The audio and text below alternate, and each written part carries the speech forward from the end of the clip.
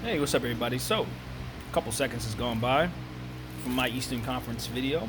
Drank some water, and now I'm ready to give you guys my Western Conference second round take for 2020.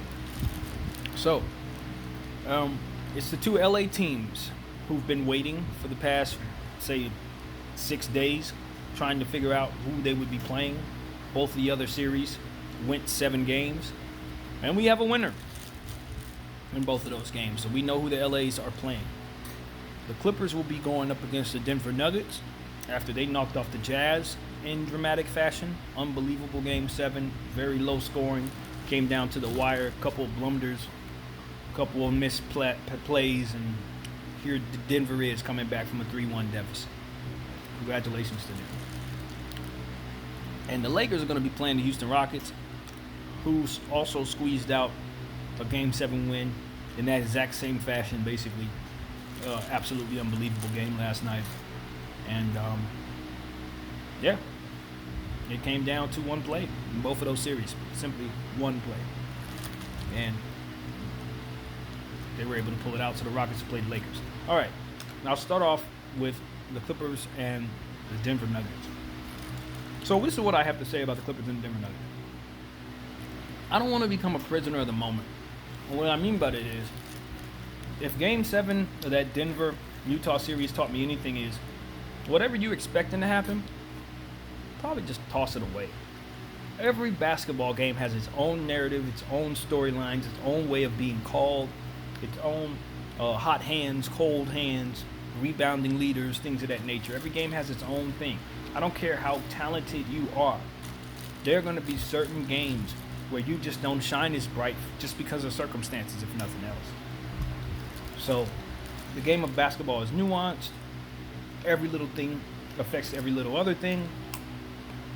And old stuff, especially as it pertains to a matchup sport, where matchups tell the story, old stuff like what happened in the previous series probably shouldn't be carried over to help determine what's going to happen next in a lot of cases. So, I want to get out of doing that. But I can't help but do that when I look at the Denver Nuggets. And this is what I mean. The Denver Nuggets were down 3-1. 3-1 to the Utah Jazz.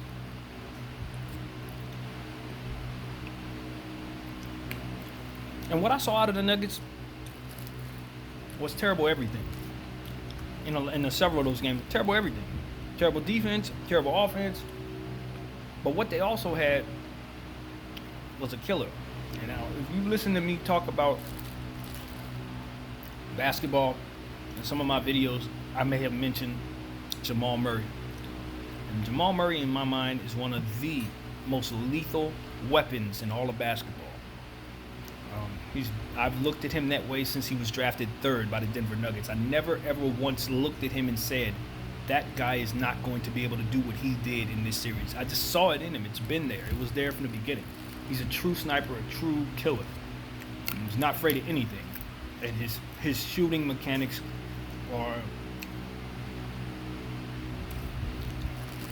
they're very, very, very, very, very, very strong. So when you're talking about Jamal Murray, in my mind, sure, he's not going to be able to defend right away. Sure, he's a little undersized. He'd have to put on muscle, but eventually he would become an elite level killer.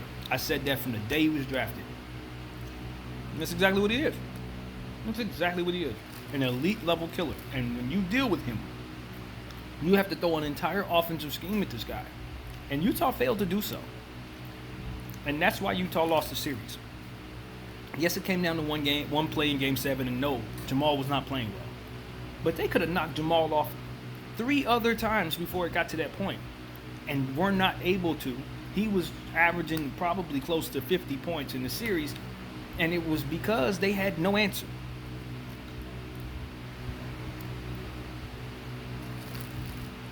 So Utah being gone, I think is a better series for the Clippers. I mean, it's a better matchup for Denver, rather, to go up against the Clippers, in my opinion, than for Utah to have gone up against Clippers, because Utah didn't have enough offensive talent. Denver at least has Jamal Murray and Porter and few other guys who can put the ball in the hoop. Obviously, Jokic is known for his passing, but he can put the ball in the hoop too. And a couple of wily veterans, guys who could really help you. Gary Harris was a guy that I felt needed to come back into that series, and he made the defensive play in Game 7. He's important going forward. So they're starting to get healthier. I think that helps my mind in terms of Denver. They are a deep team, but they're lacking some things right now. And ultimately, the fact that they struggled against Utah gives me every reason to believe that they'll probably struggle against the Clippers as well in the same fashion. Utah, like the Clippers, was a good defensive team. So they should be able to be somewhat prepared for really good defense based on that fact. Utah's good defensively. It's couldn't score very much. The exception of the great Donovan Mitchell. The great Donovan Mitchell, mind you. I had to say that. But, Dallas gave the Clippers a little trouble. And, obviously they had a great player in Luka Doncic, who makes life difficult for anybody anywhere. And, it's going to be interesting to see if they can knock off Jokic in that same fashion. Doncic and Jokic have been paired a lot, put together a lot. Obviously, their names are similar. Their games are not as similar, as in my opinion, but some people seem to think so. I think they're both great players. Go down probably as Hall of Famers. And I think that Jokic is going to shine in this series because they don't really have a big man. The Clippers don't. With the exception of Zubac, who's not on that level. Even though I like Zubac, he's not on Jokic's level by any stretch of the imagination. And Trez is a fantastic energy guy who can block some shots and do a lot for you, but he's not going to be able to deal with Jokic like that either. So if Denver's going to have a chance to really win this series, I think it's going to be because their bigs outplayed the Clipper bigs. They're going to need the Mason Plumlees. What's that guy, the power forward that used to play for the Jazz? I can't think of his name. Millsap, that's his name. Paul Millsap's going to have to play well. They're just going to need their bigs to really play well. And the good thing about those bigs, they have passing bigs. Utah has shooters and passing bigs, and that is a good combination. I think that's why they are where they're at, because the team and the roster's been put together so well. But they did have incredibly difficult time dealing with Donovan Mitchell. And if they had a difficult time dealing with Donovan Mitchell, I don't know what the hell Paul George and Kawhi Leonard can do to him. Now, Paul George is an interesting case. And may I not leave out Lou Williams, because he's definitely in that as well for me. But, Paul George's going to have to play better. But I think the Clippers have been waiting a while, just like the Lakers have. And quite honestly, I don't expect Paul George to struggle in the Denver series the way that he struggled in the Dallas series. I don't.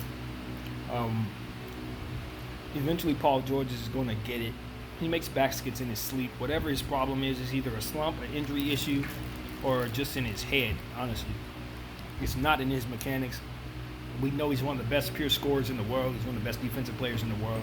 And even though it's easy to make fun of him because he hasn't lived up to his playoff potential, I don't think that counting on him not living up to his playoff potential is a good defensive strategy for a team. I would be of the mindset that Paul George should be guarded like an MVP until he proves otherwise. And even though he proved otherwise in the Dallas series, if I'm Mike Malone, he's going to have to prove to me that he ain't going to outscore my team by himself. I'm still throwing all the defensive schemes at Paul George, and if he comes out cold and flat, so be it. But there are two things you have to do when you're stopping the Clippers. Two things you must do. Impose your will. Your bigs must win their battles. And you have to find a way to slow down the offensive onslaught of those three players, Paul George, Kawhi Leonard, and Lou Williams. If you're not able to slow them down, they're going to knock you off. And it really doesn't matter who you are. Denver is no exception.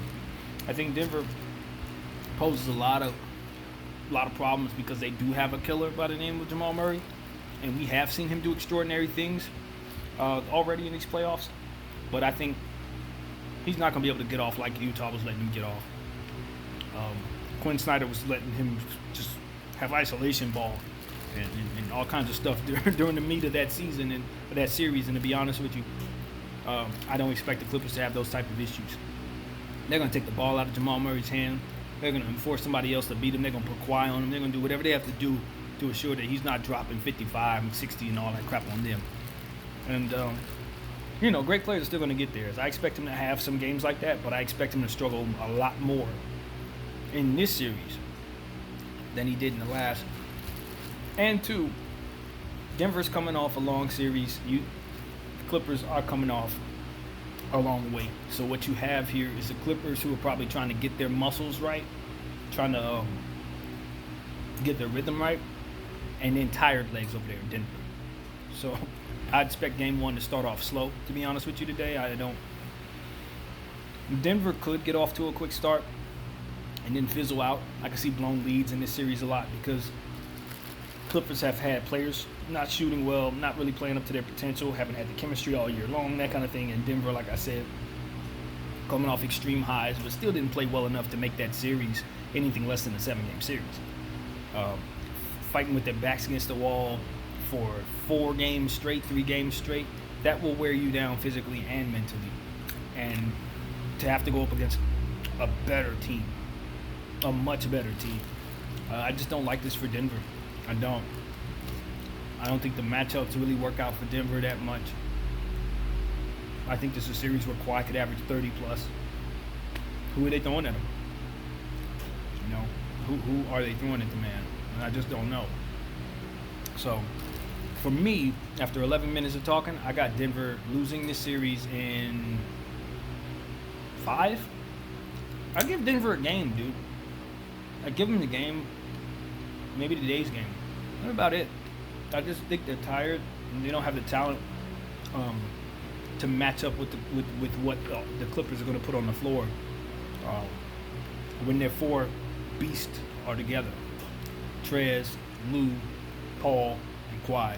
When those 4 are in their bag, I really don't know what Denver can throw at them other than the heroics of Murray, and I just don't think that'll be enough in this case. Clippers in 5. All right, so let's get down to the nitty gritty. Y'all know I'm a Laker fan, Laker fanatic. I love my team. Been waiting for a long time. It seems like a whole week. We had nothing going on Lakerland, which is a good thing because we had a couple banged up players, older guys, things like that. We need more rest than most teams probably do for our role players and things like that. Houston was the matchup I wanted. It's the one. This is the one. I would rather be in this position than the Clippers position. I think for us, we would have a more difficult time with Denver than the Clippers are probably going to have with Denver. I think that. And I'm happy to a degree to have avoided them.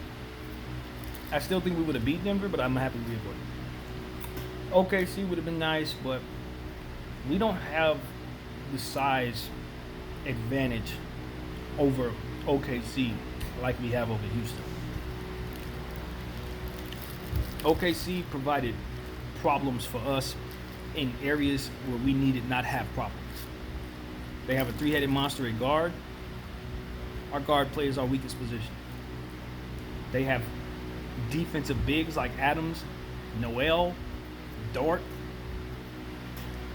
Those guys would kind of offset some of the strengths that we have with Dwight, McGee, and of course Anthony Davis. They wouldn't win that, but those matchups are there for the challenge. Houston don't have nothing like that. Houston didn't have anything like that. When I say this, I say this with a lot of humility because I know what James Harden can do. And I know who Russell Westbrook is. And I say this with a lot of humility. Houston should not win a game against the Lakers. They should not win a game. Now, do I think they will win a game against the Lakers? I do. I think they will win the game. But they shouldn't.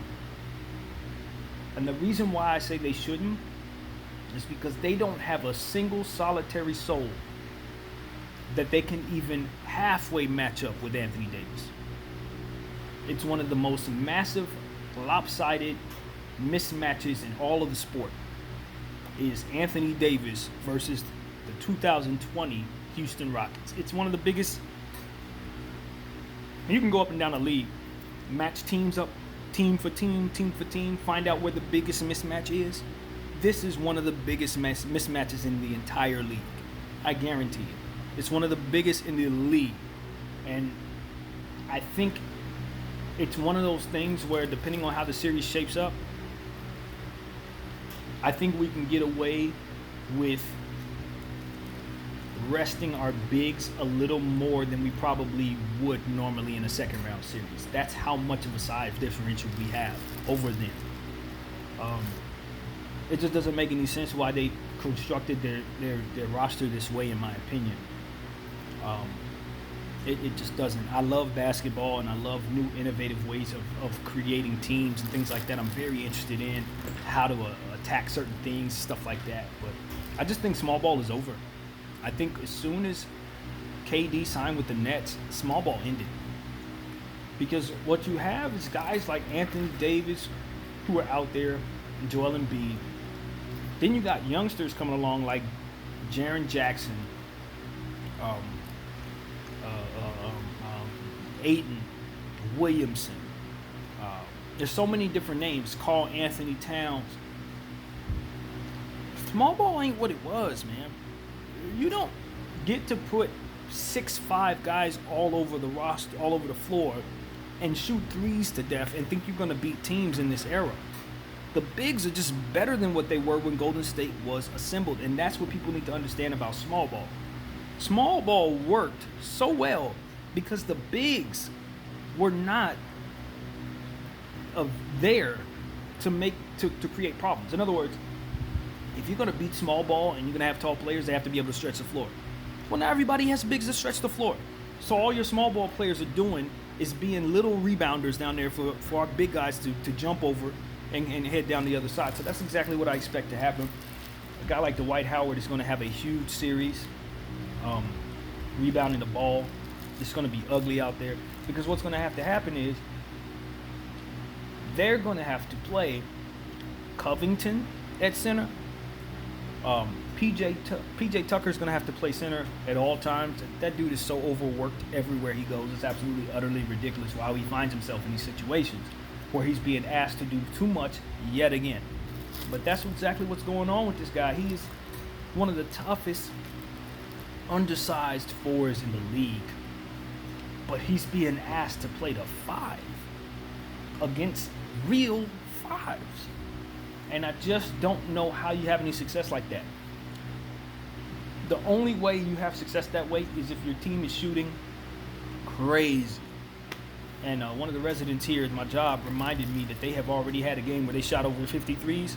That is exactly what needs to happen. The Houston Rockets must play sound defense, roaming, zoning defense, whatever it is that they're doing. It's a very strange defense, as Skip Bayless pointed out this morning. It's very strange. But it's effective. They're actually a very, very good defensive team, surprisingly. But I don't know how the hell they're going to do that against a all-world Anthony Davis. I don't know how the heck they're going to do that. But that's what's required of them. They're going to have to outshoot the Lakers dramatically. They're going to have to outshoot the Lakers, and they have to put the Lakers' bigs in foul trouble. And I don't know how the hell you do that, other than with the greatness of James Harden. And, of course, the ability of Russell Westbrook. Now, Russell Westbrook is rusty. He's not playing well. He's probably going to shoot a lot of bricks. He's not in a good space right now, physically, I don't think. And that plays in our hands very well. But because he's Russell Westbrook, just like with Paul George and the Nuggets, I would say the same thing in regards to defending him. Force him to prove to you that he should not be guarded like a superstar. That's how I approach these situations.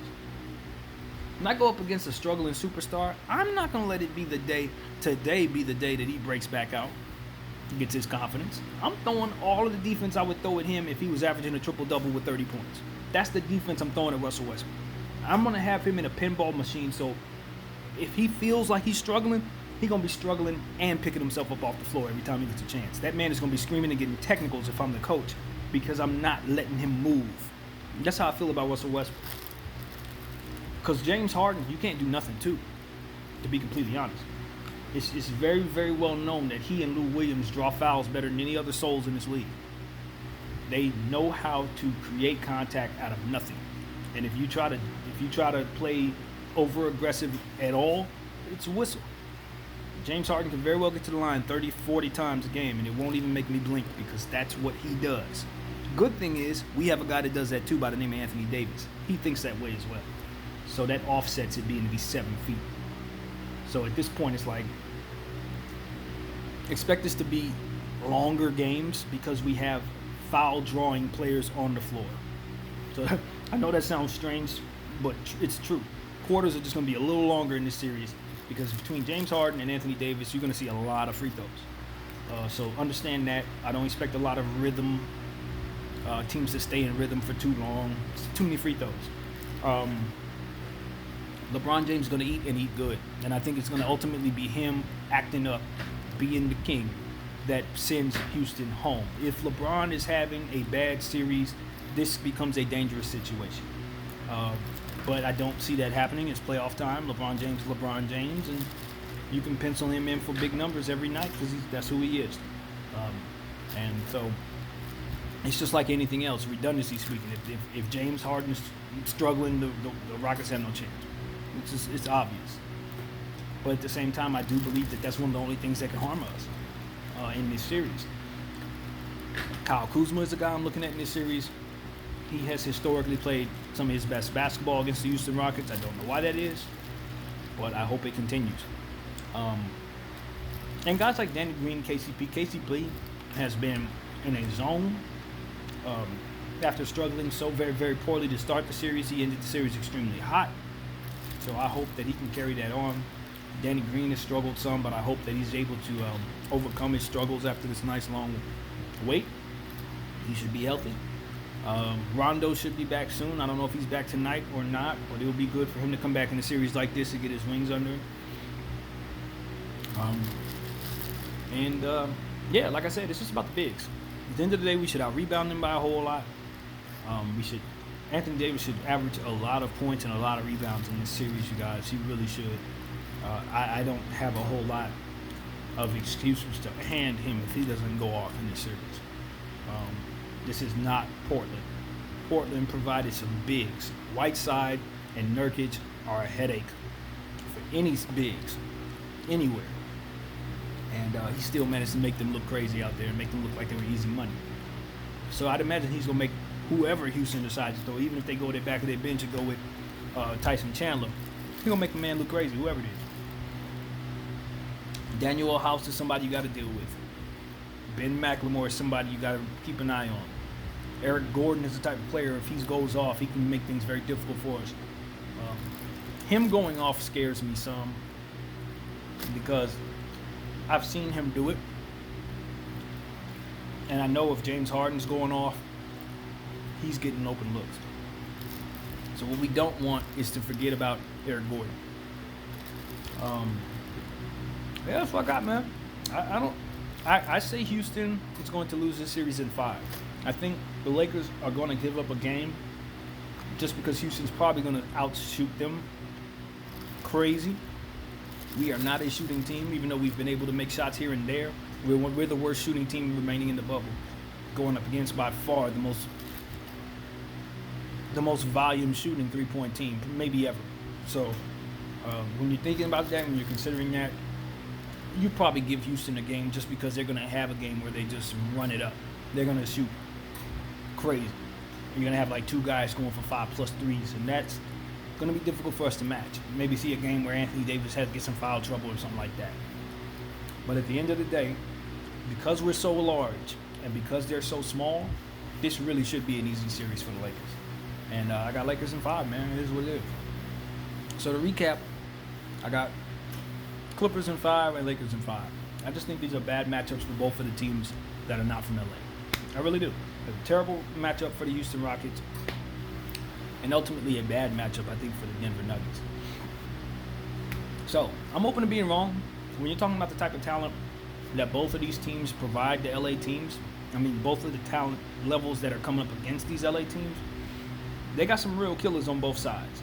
The Lakers have to deal with James Harden and Russell Westbrook. Okay? If either one of these guys do something historic in this series, I don't think anybody's going to blink because these guys have done historic things their whole careers. So they're great enough to create problems, but they shouldn't be great enough to overcome LeBron James and Anthony Davis. Period. On the Clippers side, Denver side, Denver's a tired team that just played their heart out in a series that almost went the other way. The Clippers have been waiting for a week or more to play. I think the Clippers possibly get off to a slow start, but Denver's heavy legs ultimately wear them down, and Denver's going to be out of here, just like Portland was out of here early. I think that series, the Clipper-Denver series, kind of goes like our Portland series did. That's what I think. Anyway, my name is BDF44. Thanks for watching. That was long, but that's my Western Conference take. Peace.